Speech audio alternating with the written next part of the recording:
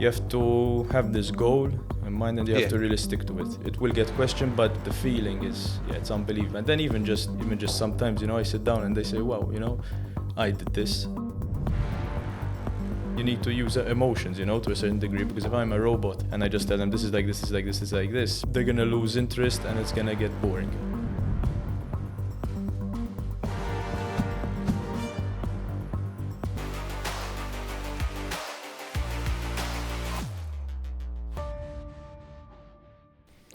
Another episode of the Grow Up Podcast. Thanks for following us. My name is Dan, on behalf of the Grow Up Podcast team.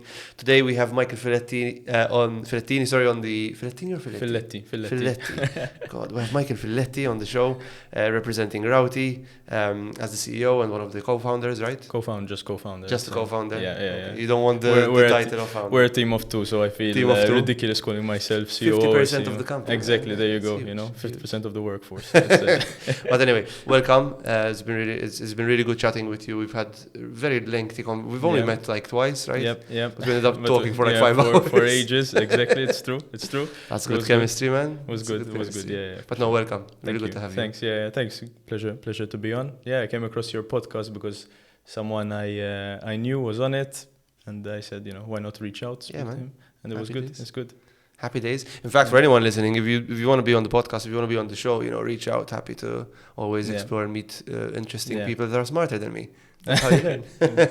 I'm blushing. Doesn't take much to be smarter than me, to be fair. It's not a big compliment, Michael. But, but no, welcome. I was really interested and captivated by how quickly Routy grew and kind of all the developments you've made over the past years since its inception. But let's kind of go back, where you come from. So walk us through a bit kind of what your background and your journey is before starting Routy, and then we'll get into it. Yeah, for sure. So from my side, I started, I graduated in maths and statistics. So numbers were always my thing, let's say.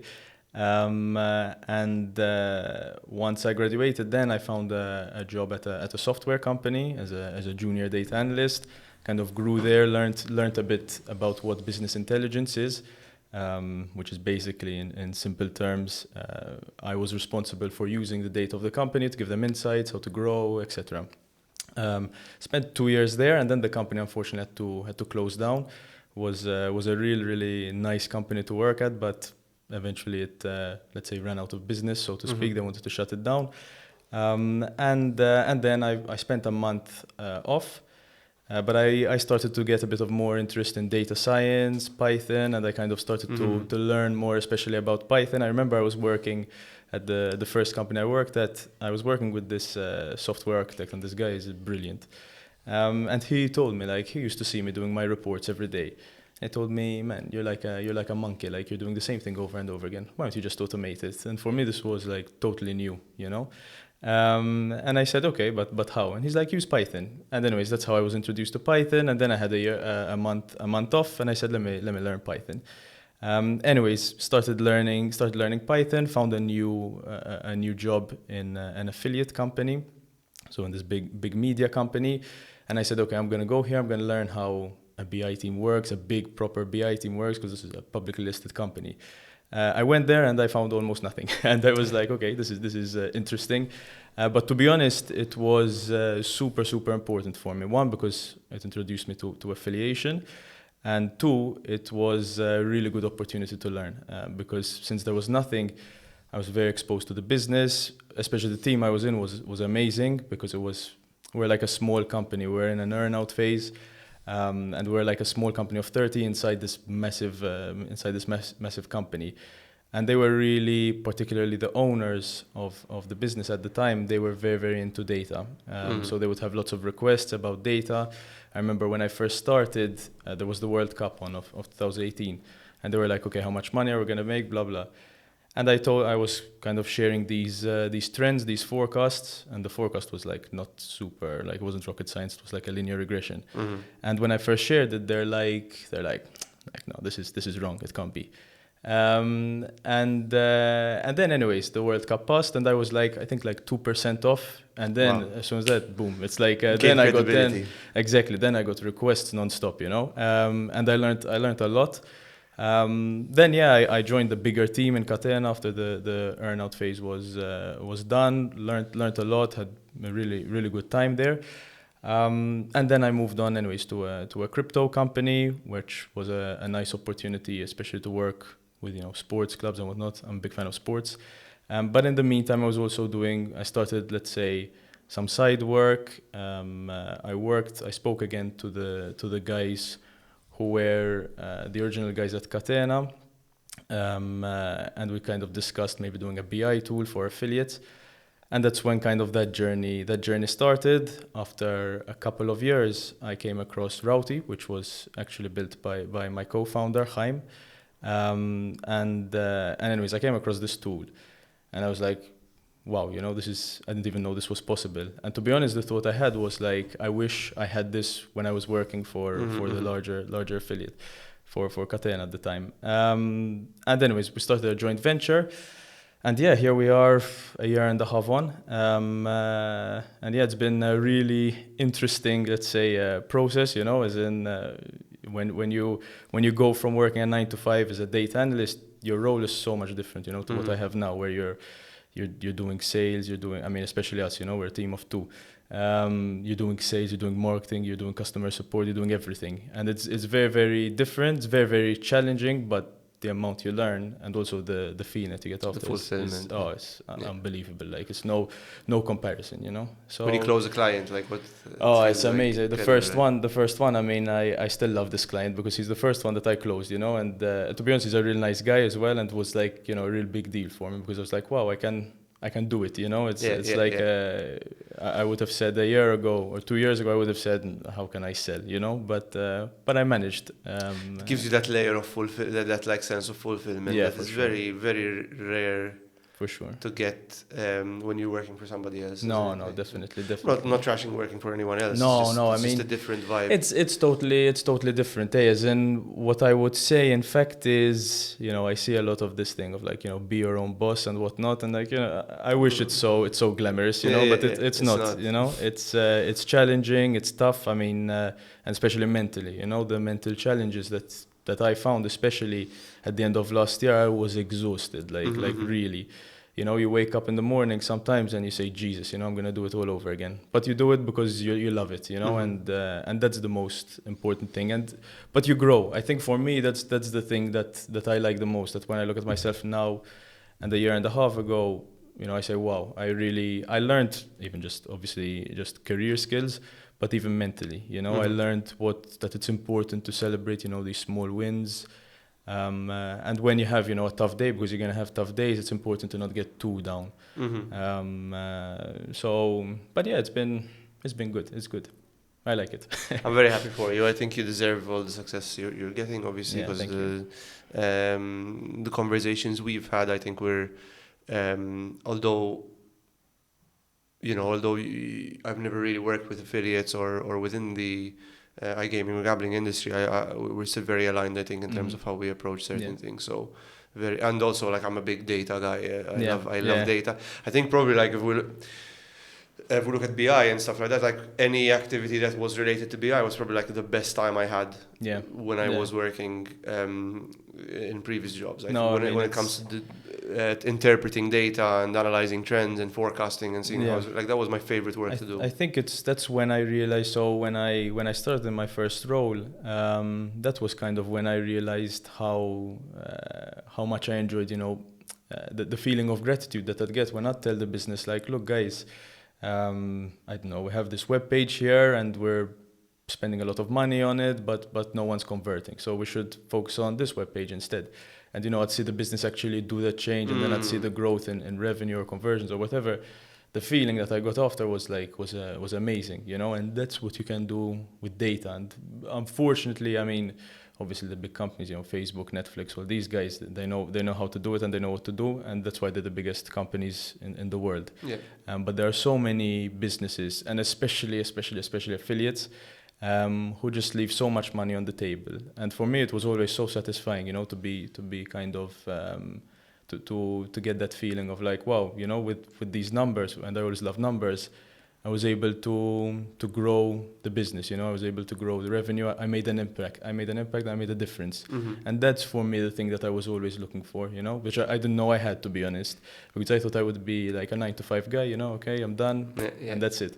But no, I'm not, I want to get fulfillment from work, and I want to make a difference, have that hunger. So that's if you, at least if people are thinking about or whatnot, it's really important to have that hunger, that, and the grit especially, because it will be. The both are super important.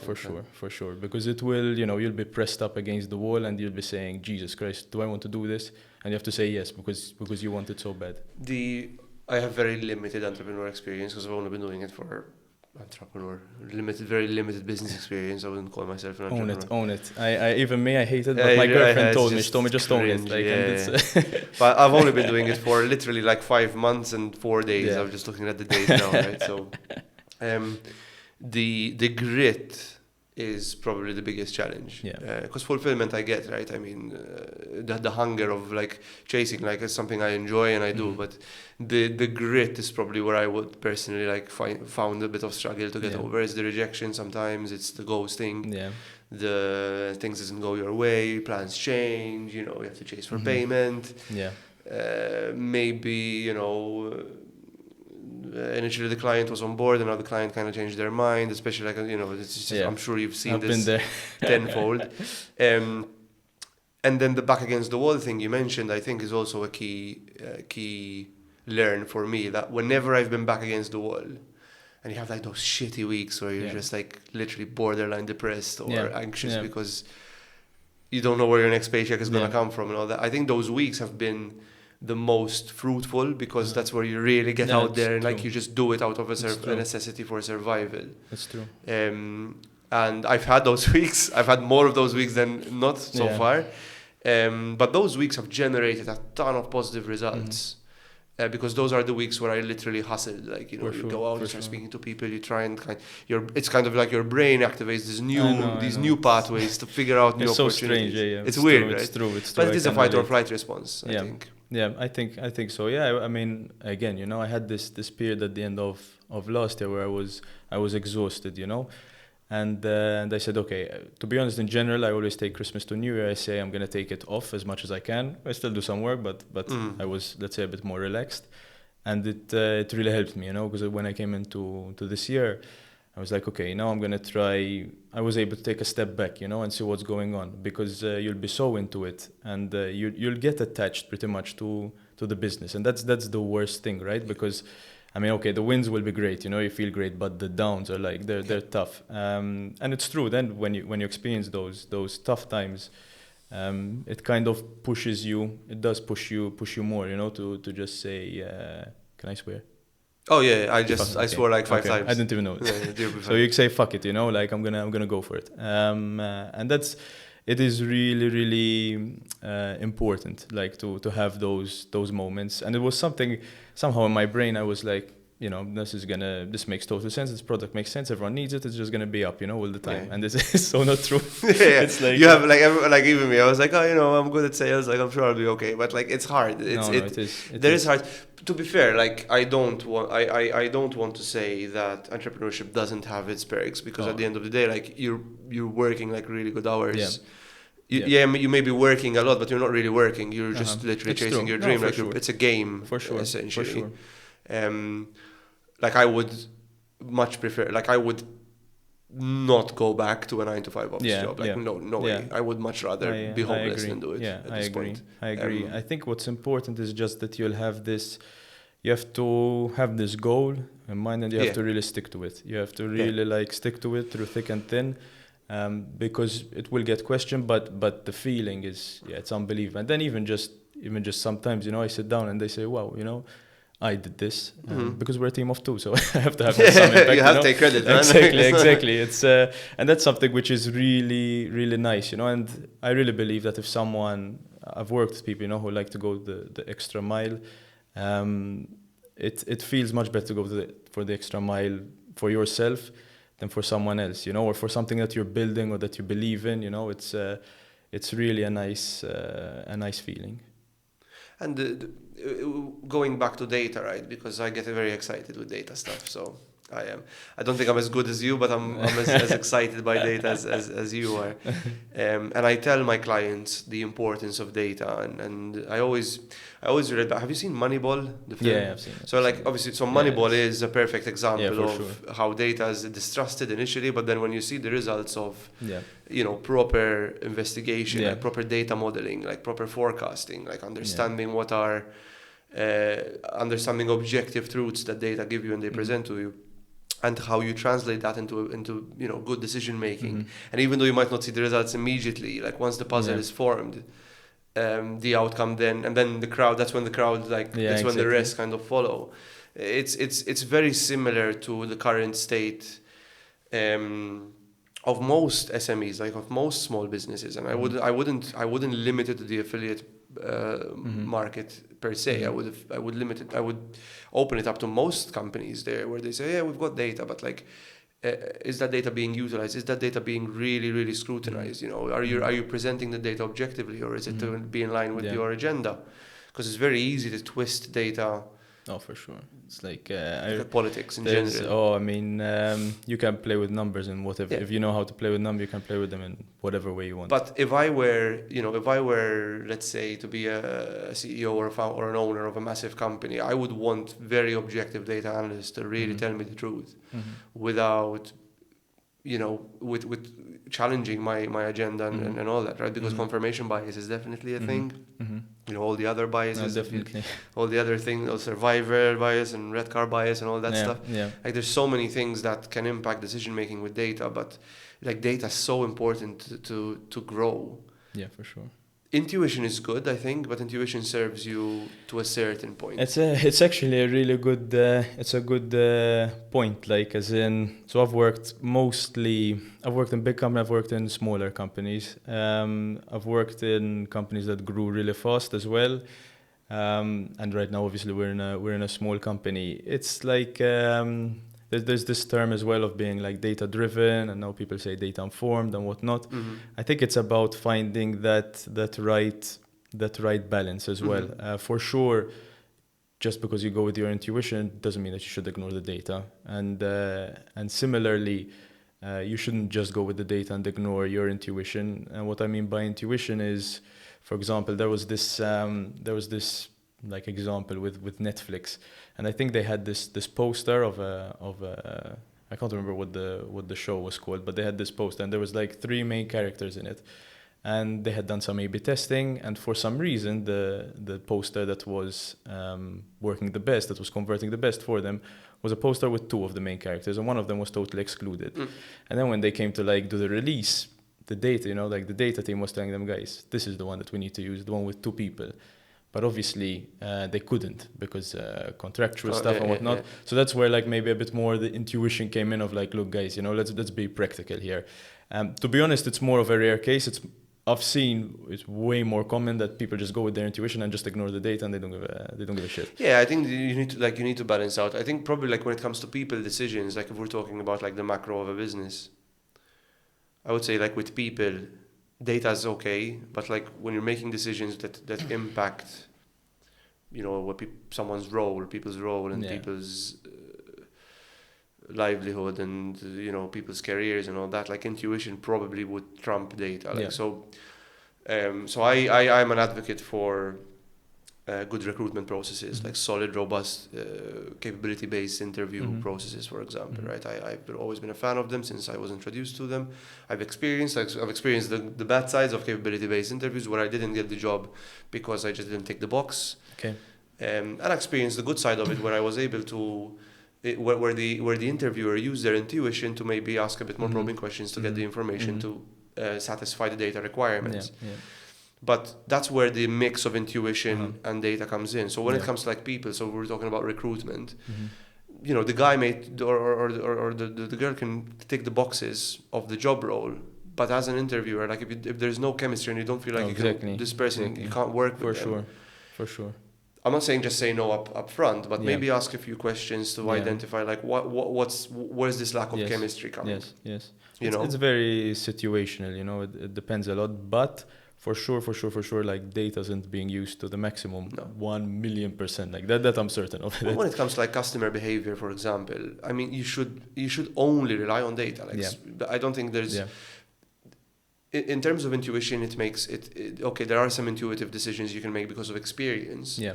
However, like data tells you, like especially if you are running any form of digital servicing, so be it gaming, be it gambling, be it finance, be it payments, be it, I don't know, marketing, all that. Like the data will give you will paint you for sure. the most accurate picture in general, and I think people underrate it. Yeah.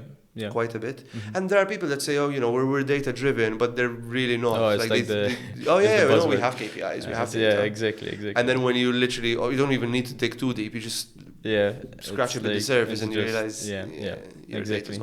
No, I love data. This is a term I heard often, and then the people won't be super, let's say they won't be data informed at all. Now the new one obviously is AI then, because what you're getting with that, we're doing AI, what sort of data do you have? Almost nothing, and this makes sense. I mean, it's it's I think that I lost my train of thought. This will happen a few times. AI and data, that's okay. We can do a counter as well. We did it with yeah, why? That was episode 5, man. Jesus. I watched a part of that episode as well, and I know I said the counter of. I said I will have that counter for sure. I'm getting much better, but I have the advantage of having notes in front of me as well. That I take as you talk, right? But basically, I mean, to sum it up briefly, I mean, the amount of data that's being used is very, very limited. Let's say.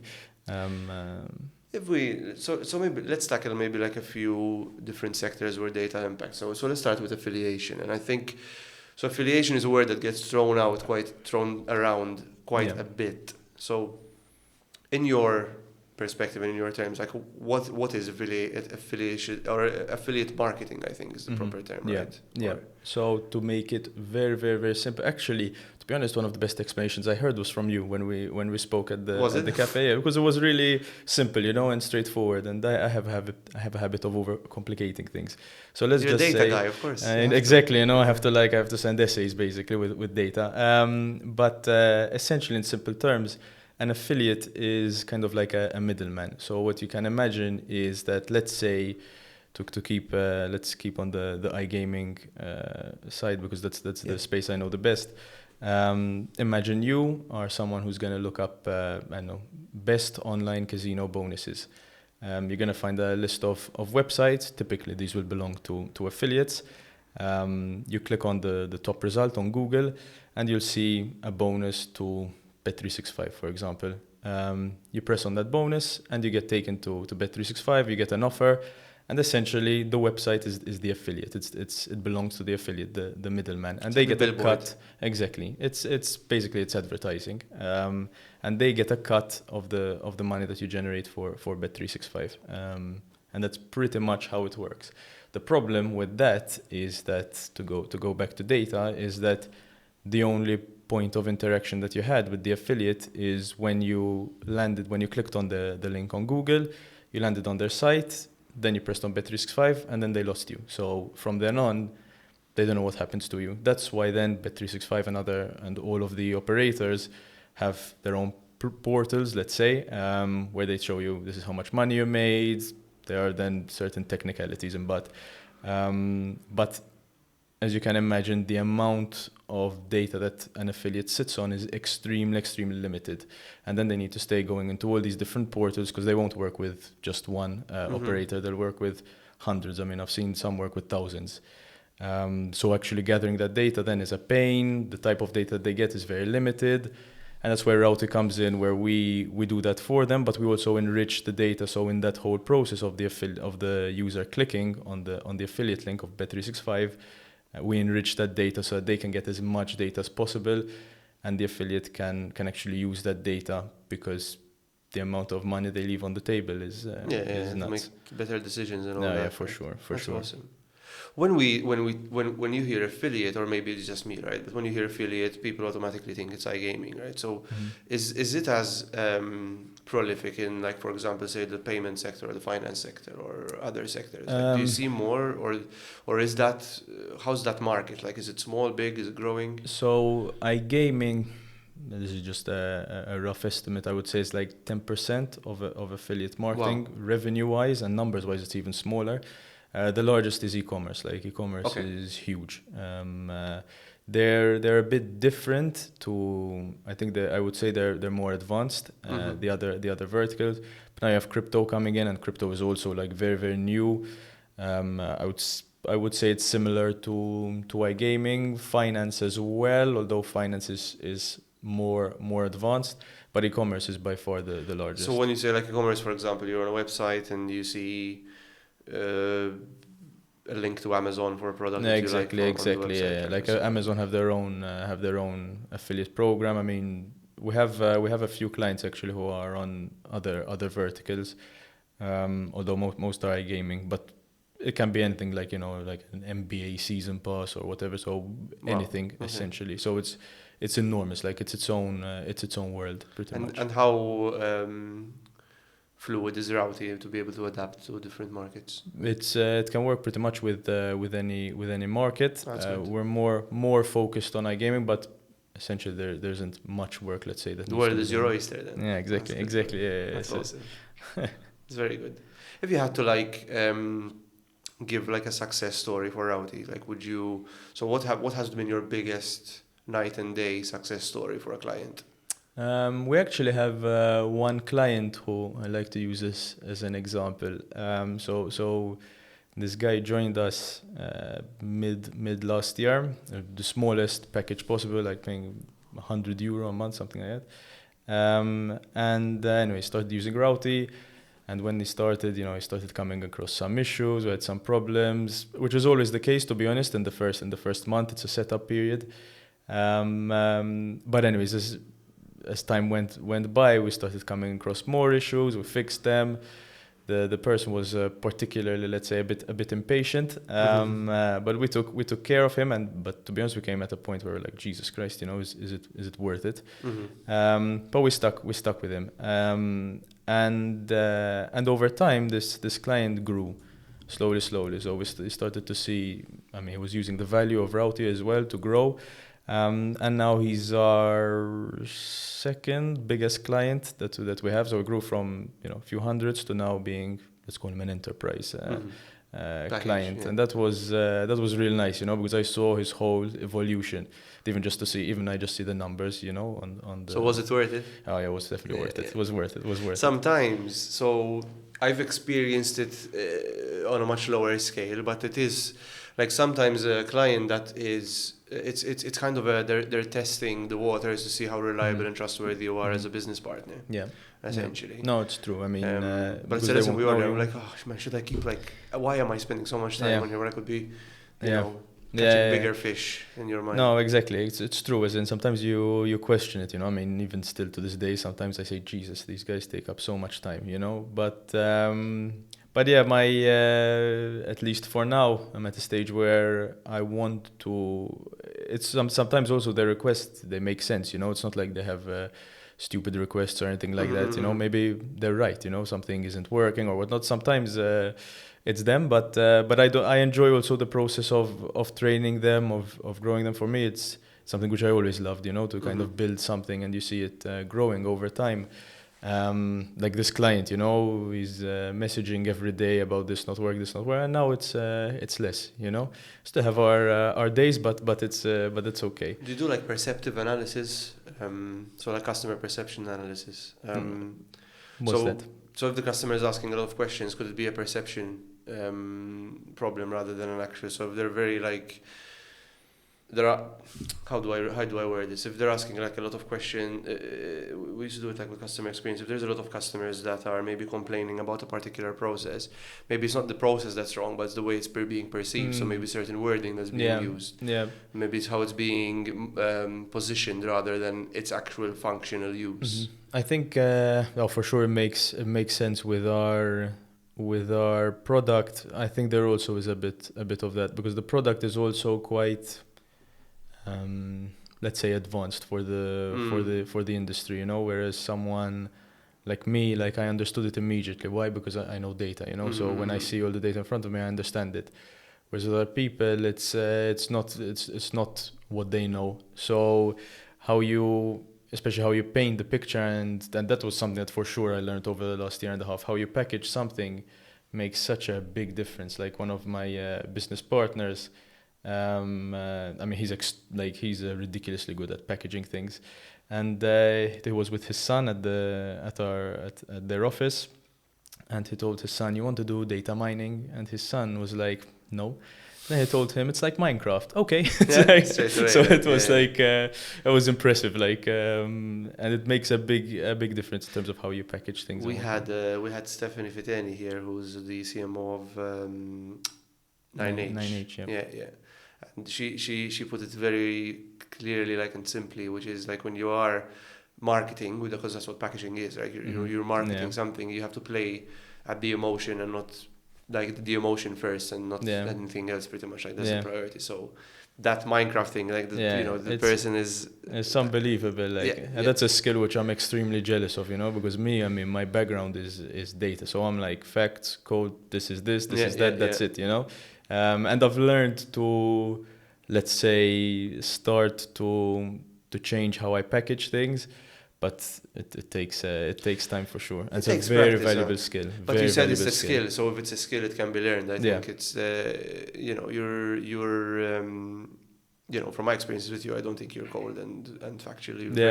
Over time, your excitement oozes through, like, what you're talking about. So you're able to provide a kind of a colorful picture of what's going on and all that. But I just covered my face again. I'm trying not to do it, but I suck at consistency. But we did this just tangent real quick one. We had this like Strengths Finder course, and it gives you like 34 personality traits, and it gives you your top 5. This is a Gallup thing, right? I'm obsessed with it. Okay. Or was at least. I still like, shout out to Keith, by the way, he watches this podcast probably. Good guy. And they give like the top 5 traits, and my bottom one was like consistency or discipline and all that stuff. I'm getting better at it, but it still sucks. So what were we talking about? Going back to like packaging, right? So like, if you play the emotion, it's a skill you can definitely learn and develop like over time, but you also need to be able to take off and take on that hat, right? No, for sure. I'd like to say that I'm okay with both. I'm probably better at the packaging aspect because I get really excited about it. For sure. But like, I tend to then get, like, for example, meeting 1 with a client is usually very much sales oriented, emotion oriented. Meeting 2, still very emotion oriented, but meeting 3 usually is where I get into the nitty gritty and the detail, and we start to put our serious face on and we really get into the numbers and whatnot. But I mean, it's a skill that you can definitely learn. I think you're already there. Yeah, I think I learned. So I was way more cold, let's say, 10 years ago, and then I met my girlfriend, and everything changed. No, warmed your ice cold heart.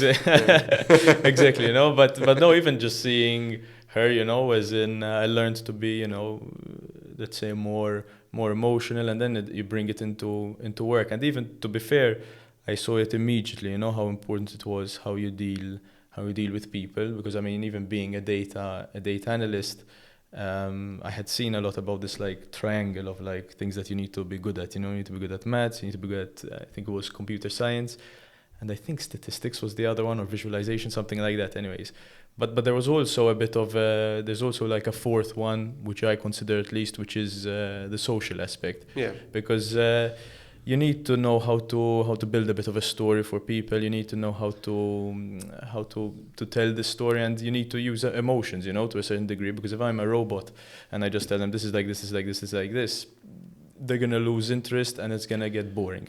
To be honest, it's such a like an interesting phenomena for me, because so I had periods of my career and stuff where I was working with a lot of data, with a lot of numbers. Very early on in my career as well, sometimes, where like you try and explain a concept scientifically with all the facts and all the peer-reviewed studies and all this, and people just either don't get it or resent you for being pedantic or patronizing. God, it happens so. It still happens nowadays, especially with my partner. She's like, can you explain it, but in a less condescending tone? And I'm like, yeah, sorry. It's because, people tend to do that. It's not because they want to be condescending, but because they know the topic so much. I feel like they know the topics that it almost becomes boring having to explain the basic fundamentals of something that they have lived and breathed for over a significant period of time. But it is absolutely a skill being able to explain something simply and being able to excite other people on the topic. And I find it's very hit and miss for me. Like, it's okay with like what I'm doing now in terms of packaging the services I provide and how I support clients, because I genuinely believe that what I'm doing is actually helping others. And people tend to see it once we start working together. But as I said, it's hit and miss with socially, like with friends and stuff. Like when I'm trying to explain a concept or a topic. My friends call me Chandler, because they don't know what I do. and I don't bother explaining as well, because I'm like, I want to relax anyways. But it's for sure. I have a group of friends. They say, okay, just dance. Oh, he's gonna dance playing something, so he's gonna get into a lot of detail, and he's gonna like go into this massive tangent. We were on this. We were talking about group chat. We're on this group chat, and a friend of mine said, there were really, this was last week last week. And they said there were really nice northern lights in the UK. I was like, yeah, there were two massive CMEs that happened overnight. I don't blame your friends. I was like, there were two massive CMEs that happened overnight. And I stopped there. And then my friend asked, what is a CME? And her husband instantly replied, he was like, why did you have to ask that fucking question? All right, go on, Dan. And then I was like, and by the time I didn't answer on purpose, and she said, "Oh, okay, it's fine. I googled it. I know what a CME is. It's a coronal mass injection, by the way. So it's like a solar flare. I will look it up when I get home. Pretty much a magnetic storm in the sun, right? But that's why it causes the thing. So, but because they know I'll be excited about the topic, I'll just go on this big rant about stuff. But I think that excitement is important in sales. Oh yeah, definitely. But I think you need to know when to switch it off then as well and get to work and actually get to the code. Absolutely. I think for me it's the harder part, right? To show this emotion, but it's true. You're right. Typically, at least from comments that I got, they are able to see, look, this guy is super passionate about what he's doing, and that's why it's important to do stuff that you're passionate about, because it shows and it goes a really, really long way. But then eventually at the end of the day, numbers are numbers, and that's what pays the bills at the end. Yeah, so numbers don't fly, right? Exactly, no, never. Yeah, they never do. I think one of the biggest challenges when I used to do data reports. What did you work as when you were doing? So when I was doing the chief of staff or whatever I was in, one of my responsibilities was gathering employee survey data for almost between 11 and 13k employees, right? So it was quite a big data pool to navigate. So I used to get all the raw data through a third-party software that did all the independent survey data collection for us. And it would do the survey as well. It would build the survey for you. Yeah, so it's a company called Qualtrics. I don't know if you've ever heard of it, but anyway, so they do these type of emotion-based questions. Okay. It's like a 45-minute survey, by the way. So the employees. Jesus Christ. So how do you feel about the brand? How do you feel about the leadership? How do you feel about being able to speak up? How do you feel about the conversations you have with your manager? Do they actually get listened to? Can you give feedback? Are you fulfilled by your job? Very detailed information. And then they used to generate these data points and heat maps of how people feel particularly. But because it was split over 7 countries, you can't just take the data as a whole. Data as a whole does not make... You can use it to make decisions, but you'll be making very, very bad decisions because countries are impacted culturally, they're impacted geopolitically, they're impacted by the market they're in. There's values in different value and belief systems, which is also cultural. They do different kinds of work, they service different kinds of markets, so you need to think quite independently. So my job was to get all of that raw data and split it.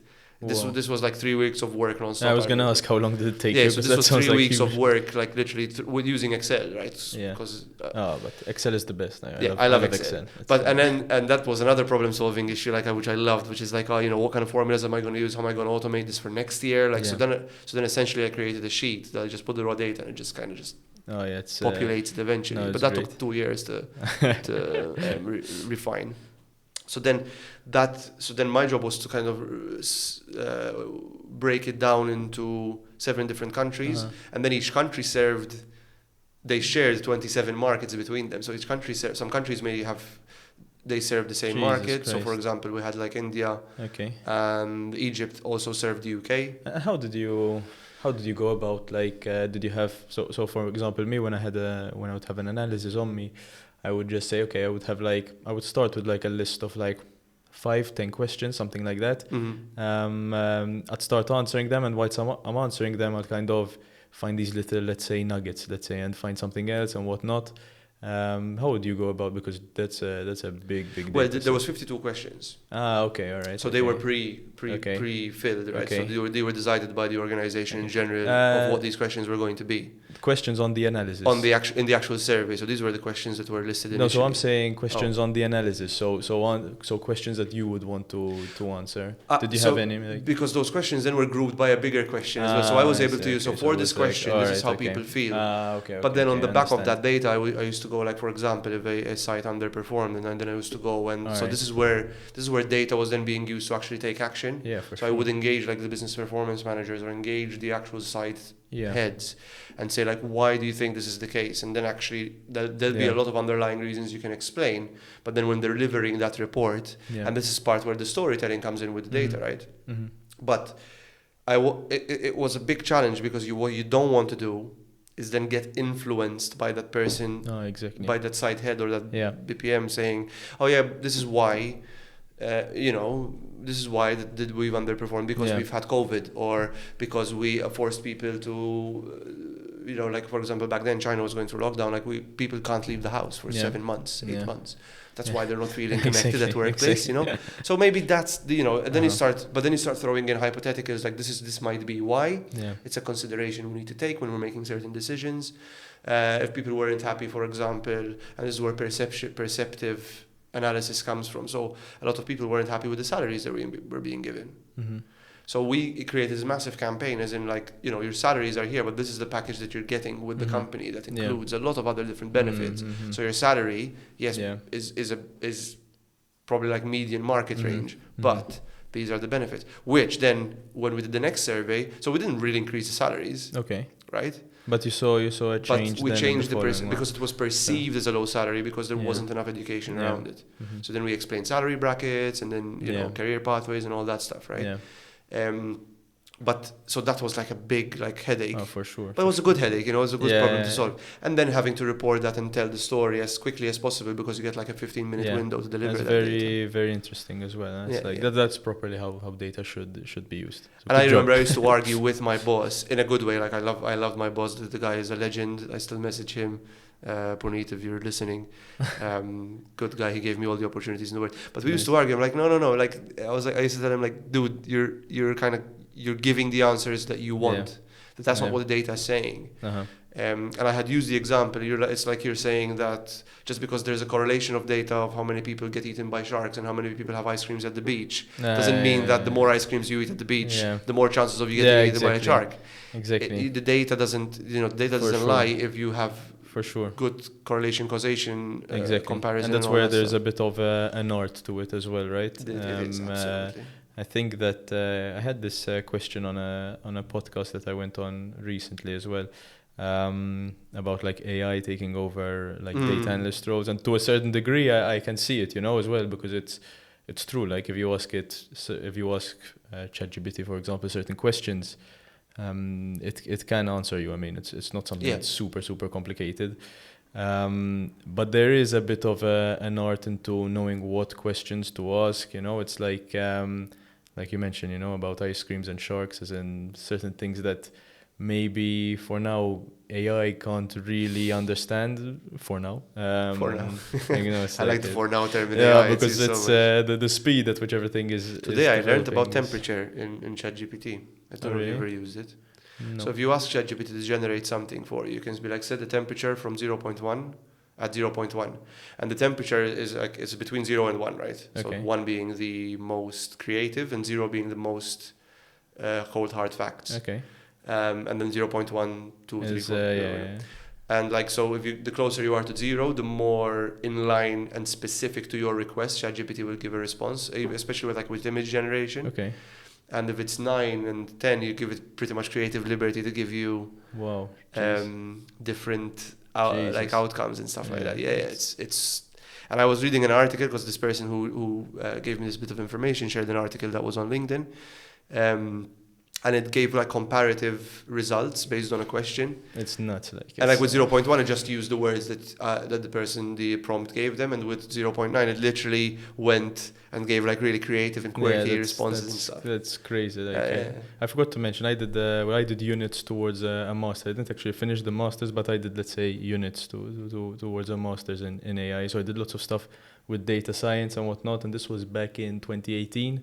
And then I stopped in 2020, just before COVID. And I remember speaking to my girlfriend's sister, who was like a computer scientist, studied at Oxford, very smart, and we were talking like about it. And I think we had like a family event or something, and he had the older generation, and somehow AI came up as a topic, and they're like, Jesus, this thing is super scary and whatnot. And back then we were like, nah, it's like, it's very, very basic, it's nothing complicated. Like, when you understand the maths behind it, it's nothing out of this world. And then 2 years later, ChatGPT came out, and then that changed everything. For me, that then scared me. For me, the things that it's able to do is insane. Like, I think like AI has been around for a while. It's just ChatGPT kind of just this generative to the AI is insane. And now, literally, like I think yesterday or the day before, I saw. this what do they call it? ChatGPT-O or Chat-O GPT? I don't know exactly what they call it, but this thing with like your phone. And for example, for me, the most impressive one that I saw, at least, was if I'm speaking Italian and you're speaking English, and I just tell it the translation. Like I just tell it, okay, when you hear Italian, speak in English. When you hear English, speak in Italian, and it just translates, and that's it. Then we can talk. It's insane. That for me that's scary. Like because that changes everything. The sort of things that it's able to do. It does change, the landscape of even our industry. Now I'm seeing as well that maybe Google might try to change the search results as well to be more generative. So, for example, I code, right? Well, I used to code a lot more than I do now. But when I used to code, I'd have a problem. Maybe my script isn't running. I go on Stack Overflow, and I'm like, okay, why isn't this working? Whatever. And now I just go on ChatGPT, and it tells me immediately. I don't need to stay going on Google, seeing like lots of different search results. And it seems like Google want to move as well in that direction. And that changes. It changes our industry as well. Even the affiliation industry, and this stuff for me is a mixture of terrifying, but also super exciting because it's a whole new world. And it's important to keep up to scratch with like kind of AI and all that. For sure. And even just getting, I think skill stacking is one of the most important lessons that I learned. It's not just for example, you follow Alex Hormozy because he talks about no, but I've heard it being like spoken about. And you look like him a bit, actually. Really? If you grow a beard and you have long hair, I'll find you a picture. I'm curious. I'll tell Must you be a good looking guy. No, I'm just kidding. Who is this hot guy, man? Let's see. But for me, the skill stacking, especially, like to use an example of sport, for example, like if I had to. Oh wow. No? He's got a big nose. He's got his eyes. This guy's jacked. Not like me. But he does. If you put a beard and long hair on Mike, he will look like him. Hey, it's a compliment, man. Like, I'll take it. Go on. Sorry, you were saying. No, for skill stacking. So, for example, like the best. I don't know, like for example, Cristiano Ronaldo, right? He's not necessarily the fastest footballer, he's not necessarily the best header of the ball, but he just combines it. He's amazing at heading the ball, he's fast, his finishing is amazing, and he just combines these skills together to make him obviously a beast. And I think that's what you need to do, even just work-wise. Again, obviously, if you're happy in your own job and doing what you want, that's fine. But I think to grow, it's really valuable to have these different skills. Being good at sales and being great at data analysis, for example, is a great combination, and it's something very, very rare, right? I've asked this question a lot because you. Maybe I see it a lot locally, but actually it's prevalent internationally as well. Are we moving away from specialists? So are we moving more in the generalist, like are generalists being deemed, because for now, right, a lot of roles are specialist roles, right? So you're a specialist, you're a card specialist. For sure. I'm talking about banking because that's the area I know the most, right? Yeah. You're a complaints specialist and all that. But there are also generalist roles that work in banking quite, I mean, like if you look at contact center, the word where I come from, a generalist can handle complaints, can handle cards, can handle everything, right? And that is, I think, probably like the fundamental example of skill stacking is like knowing how to do different things. I'm a generalist by heart because I love learning new things. Like I will move to the next thing as quickly as possible to learn, discard the stuff that I already know or discard the stuff that doesn't really serve me, and then maybe I'll get back to it and revisit it if I need to. But I am also a massive believer in skill stacking, and this guy Alex Hormozy talks about it as well. Like it's better to be good at a lot of things than to be brilliant at just one. For sure. Because it limits you. Yeah. And then at some point you might become dispensable, and then you've not learned anything, but you're no longer needed within that area. And then like, what are you going to do? Yeah. You know? Exactly. Like with a lot of software developers, so after COVID, a lot of software developers being laid off because there was a big growth in digital, and then with growth there is always going to be a bit of a regression always, because if it's a boom and a regression, that's how it works.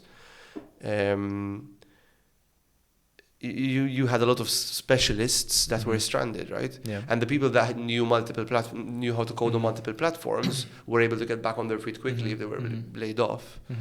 But the people that didn't, would struggle a bit more. So the skill stacking absolutely serves you. Yeah, I think it's super. I mean, it's really, really something valuable. As in that much, I'm sure of.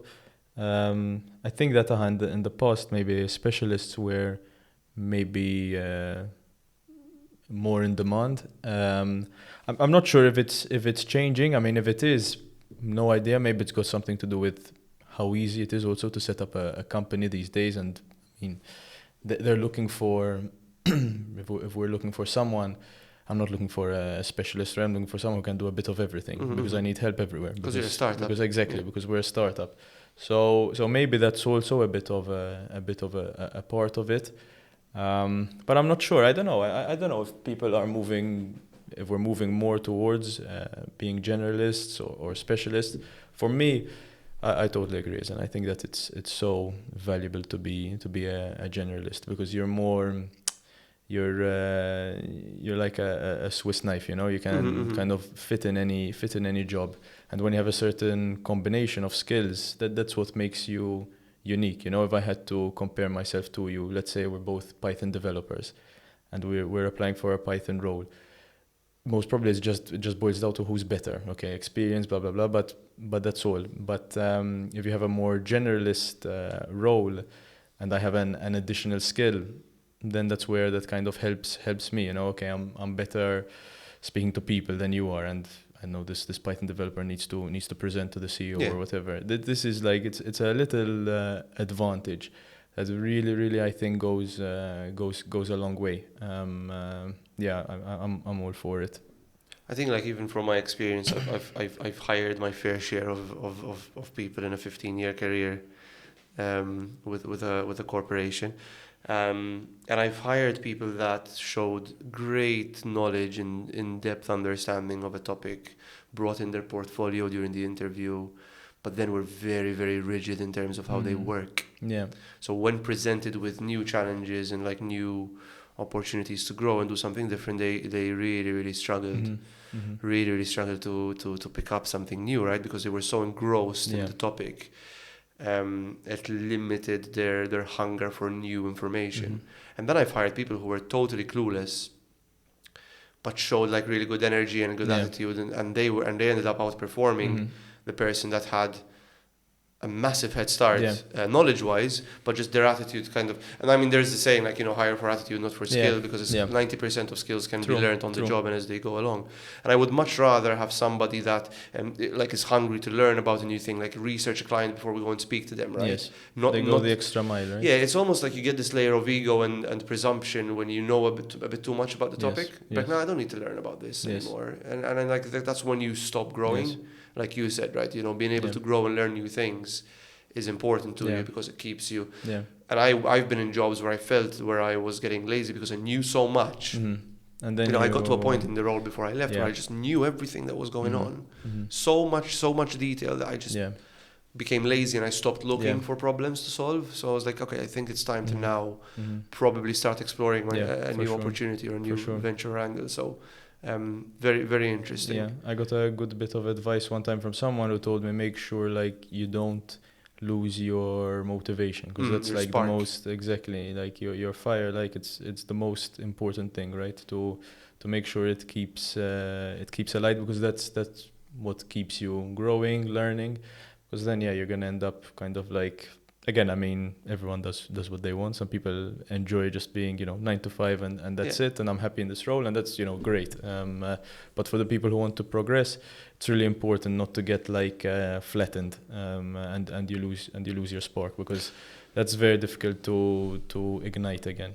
What do you do to keep your spark alive? Because everyone has different approaches, right? So what do you do to keep that fire going? Usually, to be fair, so my ambition helps. When you have like this ambition inside you, it's a good way to keep you motivated.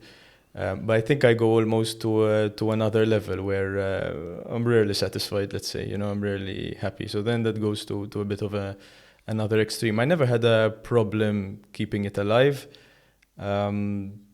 So I would say that, but I always had my eyes, let's say, up. But that means that then you're never satisfied. I said that, okay, I just want to get a chance to live like an entrepreneur. I hate that word.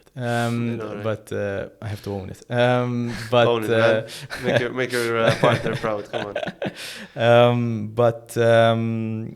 But then that means that you're never satisfied. So that then comes with another thing. So I said, okay, I'll be happy with that. And then it came, and I was like, okay, what's next? Okay, now we need to do this, and then we need to do this, and then we need to. So that then comes as. So I always felt naturally motivated, but I always then found it really hard to be happy, to be content. Let's say that's for sure. Have you figured it out yet? No. How to be happy? No. I'll give you a bit of advice there, because I used to be like that. Like I always was like, okay, what's next? Okay, what's next? When I finish a project or I finish or I achieve a goal, something that's like I've set, right? Take a break, couple of days, just chill, just lavish in the victory. I remember when I was running the academy with HSBC. We had this massive churn of new recruits coming in. And at one point, I remember we had 54 people taking first calls altogether. Jesus Christ. Crazy. That's crazy. When you have 8 managers that need to manage 54 agents on a one-to-one basis for 5 days, that's a whole week. That is a big, huge project, right? So we outsourced senior agents from the business, brought them into the academy so they can sit down, because obviously there's a massive risk if they're taking first calls in terms of banking, like process transaction. You cannot just leave them to their own meetings. They need to be monitored with somebody next to them, sometimes even holding the mouse and keyboard so they don't do anything stupid, right? So that took, I think, like we knew like 3 months. I forgot the exact, but we knew this was like 2017. We knew 3 months ahead that there was going to be that issue. I remember this particularly because that is the biggest example of lavishing in the victory, right?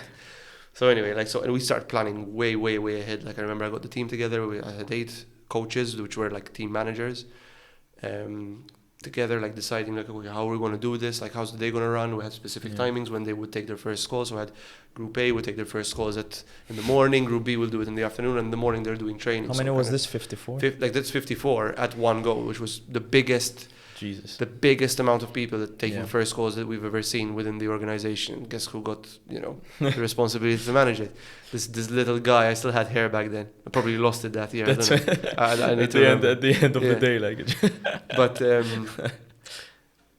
so obviously, like we went through this very intricate plan, like brilliant display of teamwork. The team like were brilliant. Like they shared my passion.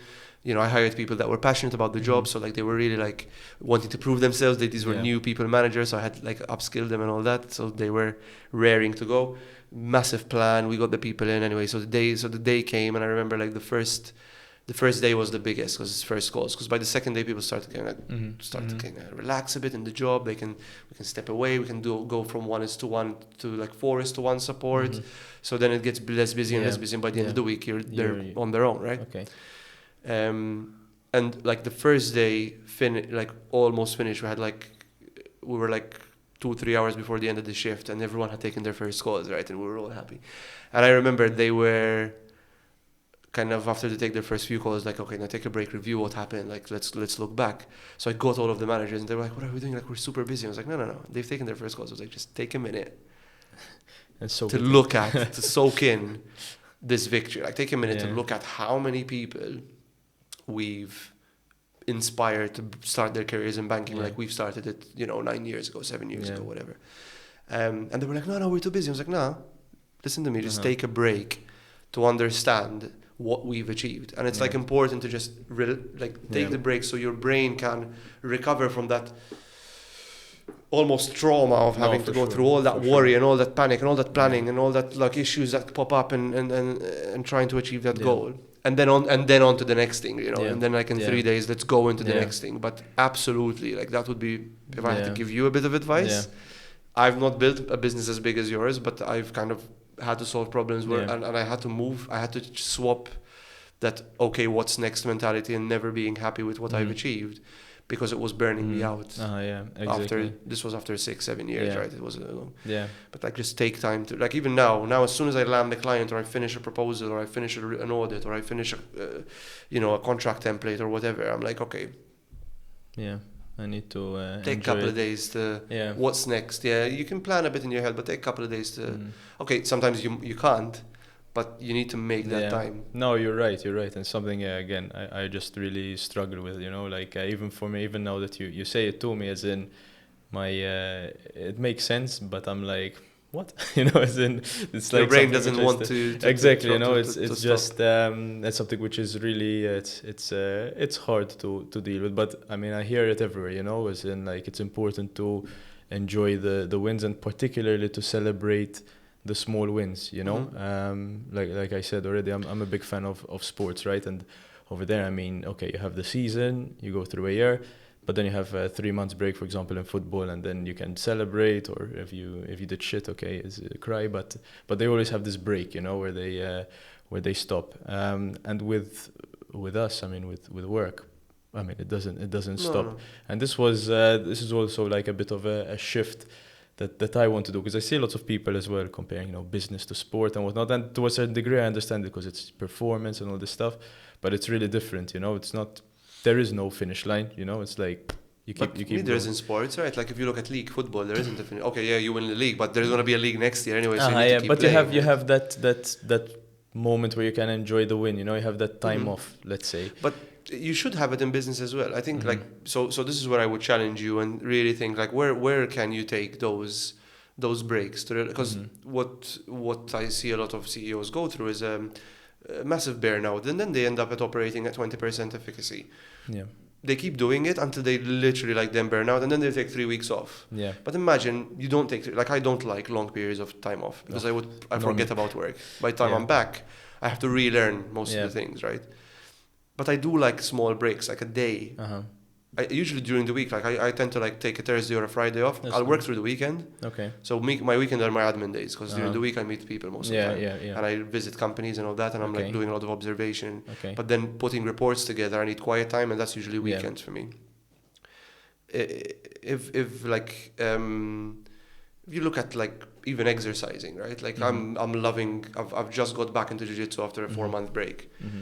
And I love training, but I also know my limitations. Like I'm not the most athletic person, so I need to like take a bit of a break sometimes, and then I feel stronger, and I go and I start learning more, because like my body now is kind of elevated.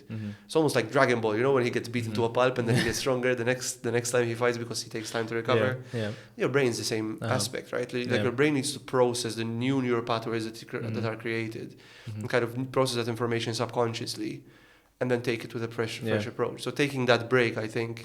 No, it's true. Okay, you're right. It makes. I mean, important. and it makes sense. It's just how to apply it, right? I got some tools I can share with you to help you. I'd like them because it's something which I really want to. We had a ton of training now at the bank. We used to get so much training on that stuff because it was a churn. It's a call center, right? Like so, it's you're working fucking of course 12-hour shifts, taking calls.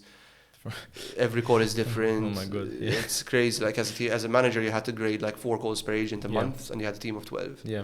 Apart from the coaching slots, apart from the meetings, apart from the people issues, the sickness, the reporting, and all that other stuff. Yeah.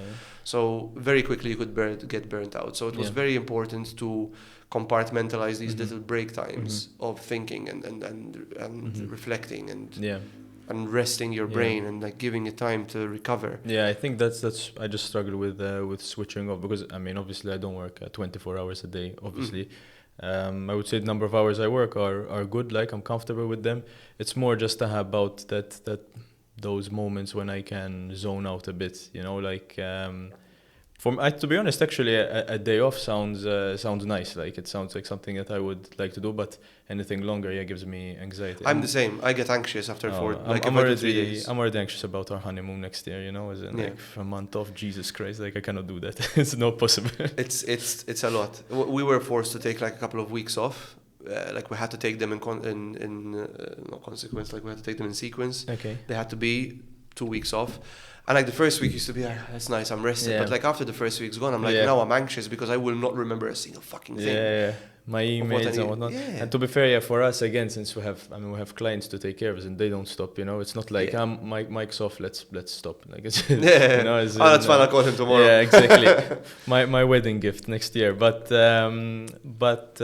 it's important, again. And to be fair, it's something which I got better at, I would say. So like usually when someone comes to me with a problem, it's natural for me to say, okay, let's fix it. Whereas now I'm like, okay, but now I need to learn what to prioritize. Maybe there are some things which are more important that I need to focus on. Maybe yesterday Dan came to me and told me, look, we have this problem and I haven't fixed it, so I need to fix it for him first before you. So it's all part of the process. But this one, specifically this taking a break, celebrating small wins. This one I know is like it's something which I learned about myself, which I didn't know, to be honest, and that's the beauty, I guess, of it's awesome. the You'll journey. Never stop learning about yourself. Yeah, and that's the nice thing because it makes you a better person as well, just in general, I think. I'm exactly like if there's a problem, I really want to solve it because it gives me that dopamine hit. Like I really want. And I won't be able to sleep like at night. Like it drives me crazy. But I was lucky that I've had mentors and bosses and whatever you want to call them, coaches that really. Were able to, like, the best people I've worked with. Maybe it's because there's like two pieces of a puzzle, like we kind of complete each other in terms of as a team. Mm-hmm. That felt really weird saying it, but complete each other. You complete me. Yeah. But the best people I've found to work with were people that slowed things down. Okay. When it comes to decision making and problem solving, so. I'm a guy that will make a decision overnight. If you tell me, listen, think about it, but I've thought about it. And it's going to be a yes or no. Yeah. And most of the time it's a yes. I'm like, fuck it, let's do it. Like, let it rip and let's see what happens, right? Which has served me well. But I would probably, like looking back, I would have probably made better decisions in certain aspects if I were to slow down. Yeah. And take my time, sleep on it, give it a couple of days, see what translates, like especially if there's a lot of people involved, especially if there's a lot of money involved, if there's time, give it time, don't make a decision. Some decisions need to be done quickly, but like I think learning to slow down personally is a skill that I sometimes practice, but it needs to be practiced more. Yeah, this is something which... So for me, typically, I'm like a calm person, and like I take my time with stuff and whatnot. I mean, even if you had to see me eat, like, as in I'm so slow, with everything. I take everything. You would give me anxiety. Yeah, I'm so slow. Like he's a slow eater. I remember. He is. I'm on your team because I'm really slow. Like, but then when it came to work and business and this stuff. I felt like I was very like snap decision, I'd be like, okay, I just want to solve it, And it's been important to learn, like, okay, you know, take your time with stuff. You don't have to answer things now, and it's still a process, to be honest, which I'm trying to learn to be better at. But again, that for me is something really funny, because then in my personal life I'm so calm, like, you know, even like when something happens, like, and I'll be with my family. My family, they're very nervous people. They panic as well and whatnot. In fact, we have this joke that I must have been adopted, or either my mom picked the wrong baby. Well, it was it's very strange. But I'm like, I'll always be super calm, and I was always like this from when I was young. But now, actually, in business, I feel, you know, that have more of this anxiety, and I need to pick, you know, I need to make a decision quickly. And I think it really, really helps to be calm about things, you know, take everything step by step. Obviously, at some points, you need to act as well, because that's, particularly when you're a startup, you know, it's important to move fast. But there's a bit of a balance, I guess. Mm-hmm. No, I mean, at this point, like, you're probably doing what you should be doing as a startup, which is quick decisions. You need to drop that weight, keep moving, you know, new things. Like, for sure. It's building a rocket while you're flying it, right? Yeah, like exactly. The cringe, the trope of what a startup is. It's cringe, but it really is true. You know, like, true. you're figuring things out, and you just have to move. You know, you have to go. For us, the worst thing is just to kind of go through the motion. You know, just like, yeah, you know, every day kind of the same, because that's not what will help you grow. You know, you have to try different things. There's that well-known book, what's it called, The Lean Startup, you know, where it's like, you know, fail and fail fast. That's okay, you know. Fail fast, fail early. Exactly. That's how you have to be. And I think it's also a shift that we started to take as well. Like a few months into our journey, we start to be a bit more fast, you know, in terms of things that we do. Even though me personally, I'm still I'm kind of trying to balance everything, trying to be fast, but then, you know, calm myself down as well. It's like a bit of a mix. I mean, I think it's a challenge that everyone faces, but you're doing a good job at it, right? I mean, a year and a half in, and you know, you did say that you're looking to grow the team as well. So that's a brilliant position to be in. A year and a half in, for sure. A successful business, or a non-successful business, doesn't look to grow their team a year and a half in. So I think you should give a bit more credit to yourself. Talking about that, what is your kind of flow to issue new updates to Routy, and you know, what is kind of your process like at that point? So typically, I would say it depends. So we rely a lot on users for feedback. So we speak a lot to users. Generally, when a user makes a request, we're like, okay, this makes sense, and we kind of go with it. So it's very, very maybe ad hoc, like is the word, but it depends a lot on the request. The idea as well is that, and what we try to do is like inform our users, you know, either via email or via our chats. So since we're a data company, we like to have these live chats with our clients. Reason being that affiliates and I mean companies in general, they're very, very sensitive, you know, with data. In affiliation, lots of things can go wrong in data. That's for sure. So they like to have this live chat where, look, something's wrong here. So we have this constant, let's say, level of communication with them. And depending on the feature, to be honest, the way that we roll it out is also different. With some, we do like a soft rollout and we test it with a few of our closest clients and get some feedback and improve it. But yeah, the product is constantly changing. So we have this, let's say, relationship with clients who we also view a bit as partners, right? Because they give us good feedback as well. And we don't develop a feature unless a client asks for it, to be honest. How do you think kind of that can be scalable in the future, right? Because obviously, you know, a small group of users requesting updates is one thing, but having, you know, I don't know, let's say thousands, you know, requesting, it's a different. Yeah, no, for sure. That will be a change as well. I'm a big fan of like these suggestion boxes, you know. I love them. I mean, last time I was staying at a hotel in Malta, and it was like very new and whatnot. And I asked them, like, do you have a suggestion box? And my girlfriend burst out laughing at me. She's like, what are you, what a nerd. But I like it, it's like I like to have this sort of thing. To be honest, I would still have those select clients which kind of I would trust for feedback. Particularly, there are some affiliates who are really switched on, and they know what a product like ours does and what it should do. And then there are some others that, they use it, let's say. Let's keep it at that. So I think that, over time, again, it will be a much more scalable sort of, it will be a lot more robust, whereas, you inform them that, look, guys, this update is happening, this is how it's going to change, either via, I would typically use email with just like, look, guys, this is the update that's going to happen, and you go through it. Maybe you do some user testing as well, which could help. But yeah, hopefully we'll be at that point in the future. For scalable fixes and stuff, I think I heard it. I think on the podcast you were on. I think it's the same guy. Again, forgot his name. Apologies. But he was talking about like creating a process for customer complaints, so like data collection from customer complaints to change the product.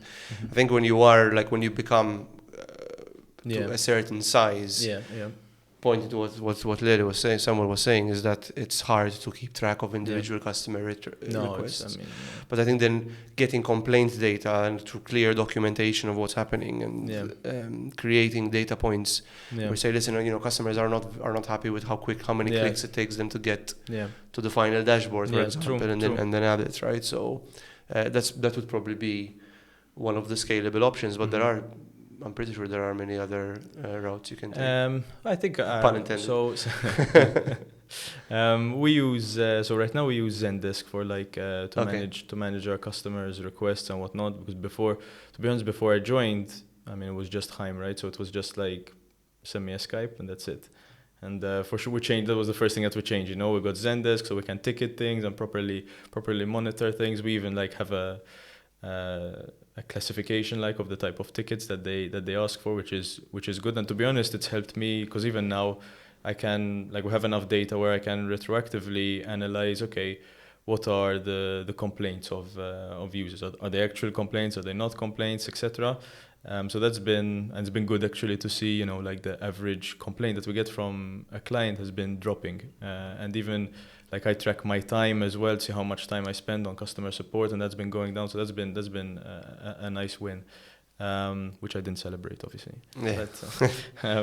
But there are also tools, like since we have a product, we actually experimented a bit with this tool. I can't remember what it was called. I think it was a tool of Microsoft, which tracks who goes on what dashboards, where they click, and so you can have these deeper analytics, let's say, when you have enough. I think that when you have particularly enough users, it can be really, really interesting, the stuff that you can get like a heat map where like the mouse kind of similar to what Hotjar do. Okay.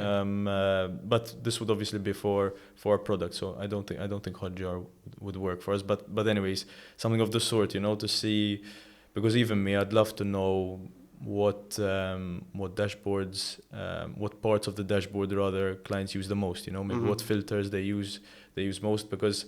And you get user feedback and you play, I've already been able to get a bit of a sense of it, but when you have enough data, especially, it can be super interesting, The challenge I would say that we have is that affiliates right now, they don't know yet what they're looking for. Obviously, let's say a small portion of them do, but it's still at an early phase where they need to be educated, they need to be educated with what's possible. And I would say even clients of ours, we have some clients who use Routy, I would say, to 90%, maybe even close to 100% of its capability. But we have others where they use it at like 20%, 30%, something like that. So there's still so much more. And I just wish I could clone myself and just tell them, guys, look, let's do this with this. Because you can get like serious value from it. But it takes time, education, and all of this. I had a question kind of going back to user testing, because you mentioned user testing. I know that like when you're a developer and you're testing your own stuff, you can get a bit of myopia. How do you kind of user test? Do you kind of usually so I'll be part of the user testing because I don't do any coding I didn't develop the product. That's all Chaim. So I'll start off with it. In fact, typically he'll give me something and I'll be like, okay, what's this? And we kind of develop it together then based on my feedback. And then we'll go to we'll have a few select clients who use it. And then we get some feedback from them. That usually helps build it up, and then we can share it with everyone. So that's the way that we go. But it's really important to have these clients that you trust enough, but that also are.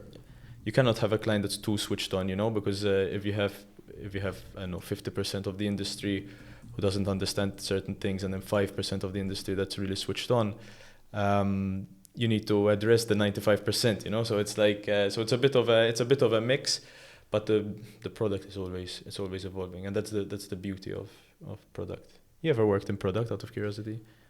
Well, I do UAT testing as part of my job in product management. So Okay, that's cool. It's good. So you are the product manager essentially as well, right? So that's one of your hats. It's like I do enjoy that as well. Like when I worked for a tech company, like it was part of the getting client information, then going to software, then arguing about software, what is implementing or not. No, we can't do that now. It's like we should have done that 4 weeks ago.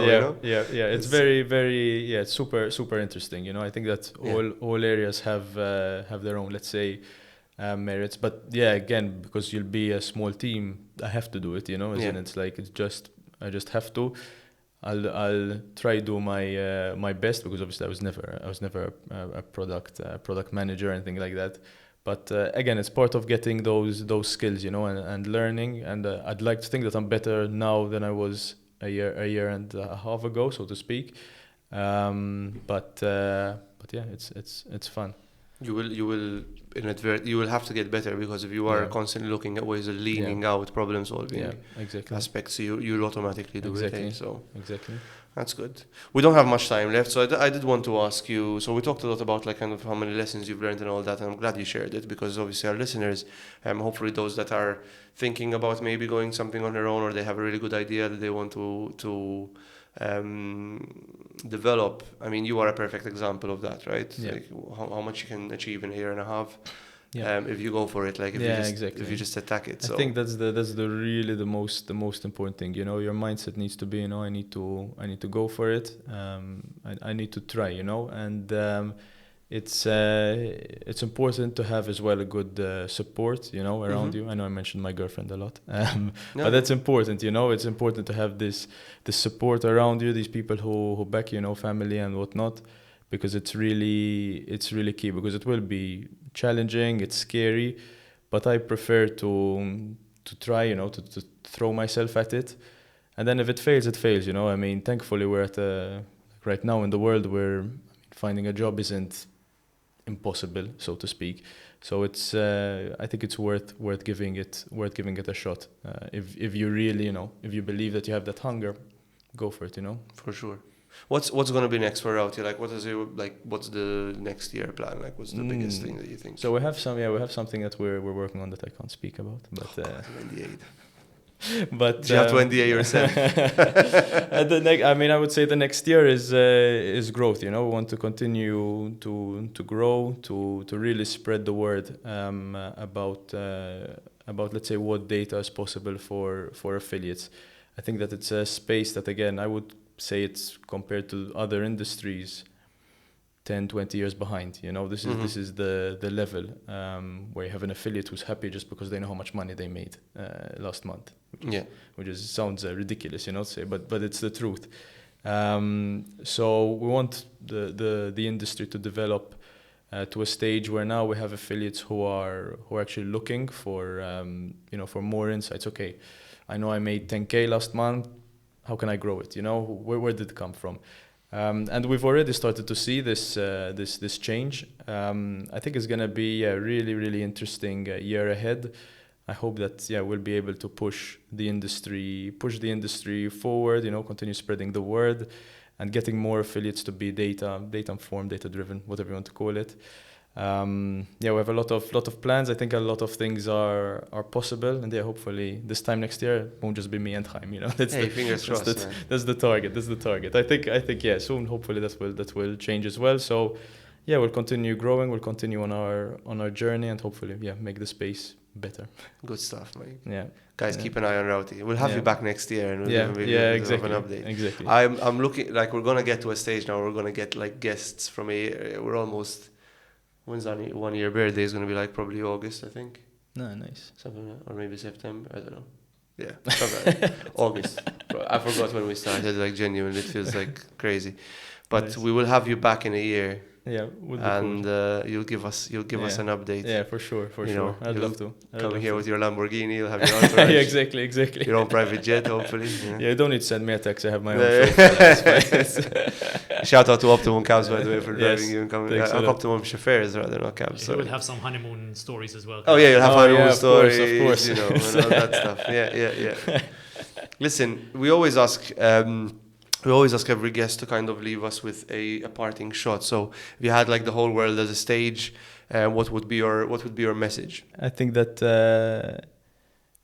enjoying life to the max is about following your passion. So you should always follow your dreams, follow your passion, and wow, that was so cringe.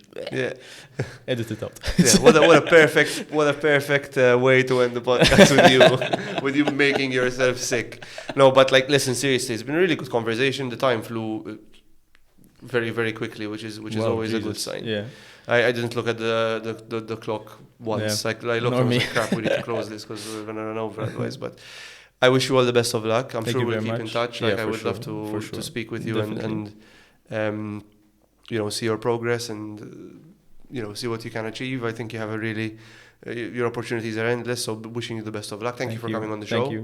Yeah. Appreciate you. Yeah, I really, really appreciate being on the podcast. I wish you guys as well all the best. It's been a real pleasure. Awesome. Thank you. Thanks, man. Thanks. Cheers.